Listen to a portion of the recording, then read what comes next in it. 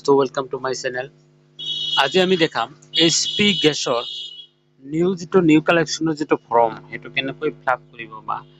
নতুন HP gas লোৱাৰ যেটো ফৰ্ম উজালা গেছ লোৱাৰ যেটো ফৰ্ম হেতু কেনেকৈ ফিলআপ কৰিব দেখা যায় যে গেছ অফিসত গলে বহুতো মানুহে ফৰ্ম ফিলআপ কৰি আছে 50 টাকা 100 টাকা লৈ কিন্তু আপুনি এইটো ভিডিও চাই নিজে ফৰ্ম ফিলআপ কৰি গেছ অফিসত জমা দিলে গেছখন পাই যাব তে চাও আহক কেনেকৈ ফৰ্মটো ফিলআপ কৰিব লাগিব প্ৰথমতে এতে চাওক মিস্টাৰ্স তাৰপৰে ফাৰ্স্ট নামৰ জায়গাত আপোনাৰ নাম আমি অসমীয়া দি লিখি দিছো কত কি লিখিব লাগিব তারপরে লাস্ট নামৰ আপোনাৰ টাইটেল নামটো লিখিব লাগিব তাৰ পিছত ফাদাৰ্স নেম আছে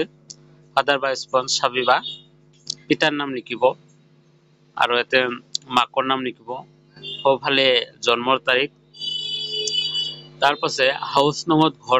ঘৰৰ নাম তাৰপিছত village name district mobile name সোঁফালে পিন কোড আৰু এটো ষ্টেটটো অসম সকলোৰে হ'ব যেটো অসমৰ বাবে তাৰপিছত এতে আধাৰ কাৰ্ডটো লিখি তে আধাৰ নম্বৰটো লিখি দিব কাৰ্ড নাম্বাৰৰ ঠাইত তাৰপিছত ষ্টেট অফ ইছ্যু আসাম হ'ব ৰেশন কাৰ্ড নাম্বাৰটো এতে লিখি দিব তাৰপিছত এতে নেম অফ সিগনেচাৰ সাইন আৰু এতে তাৰিখটো লিখি দিব তাৰপিছত দ্বিতীয় নাম্বাৰ পেজত আহিব এতে নেম অফ এপ্লিকেশন আবেদনকাৰী নামটো লিখিব তাৰপিছত তলেদি আধাৰ নম্বৰটো লিখিব তাৰপিছত এতে আছে আই নিজৰ নামটো হ'ব কাস্টমাৰৰ নামটো হ'ব তাৰপিছত পিতা বা স্বামীৰ নাম হ'ব এতে বয়স গাঁৱৰ নাম লিখি এইখিনি সকলোবোৰ ন মাৰি দিব এটো চাইছে স্ক্ৰিনশট মাৰি ৰাখিব ন মাৰি দিব তাৰপিছত এতে নেমৰ জায়গাত নামটো লিখিব তাৰিখ আৰু প্লেসটো লিখি ওপৰত কাস্টমাৰৰ সহি লাগিব ঠিক আছে তাৰপিছত 3 নম্বৰ এনেক্সাৰ 2 পেজটো আহিব যে কনজিউমাৰ নেম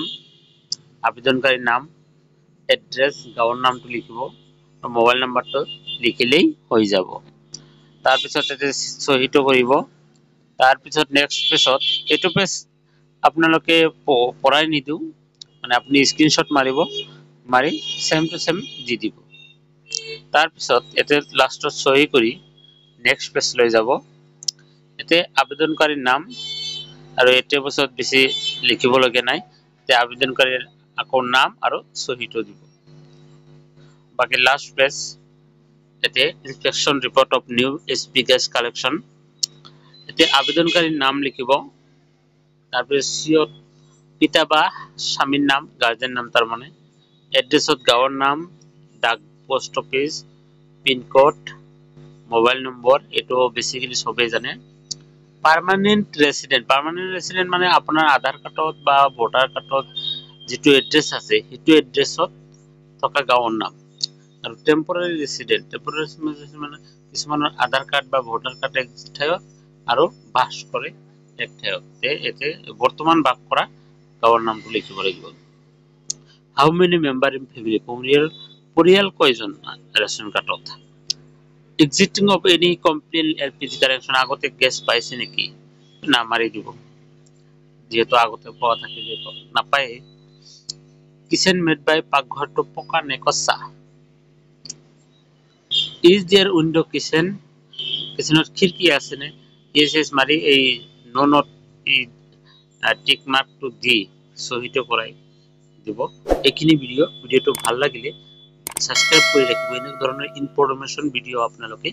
পাই থাকিব থ্যাংক ইউ